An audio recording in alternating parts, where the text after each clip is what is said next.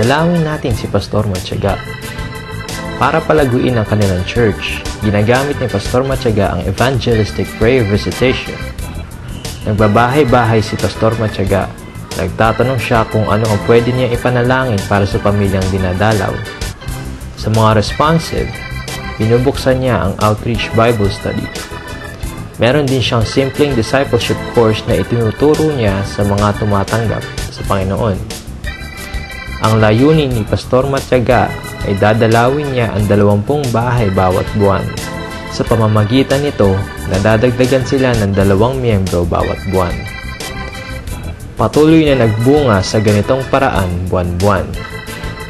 Minsan, nagtanong ang isang miyembro kay Pastor Matyaga, "Pastor, ano kaya pwede natin gawin para madagdagan tayo ng higit pa sa 2 bagong miyembro bawat buwan?" Nag-isip si Pastor Matyaga ng mabuti. "Alam ko na," sabi niya. "Imbis na dalawin ko ang 20 bahay bawat buwan, dadalawin ko ang 40.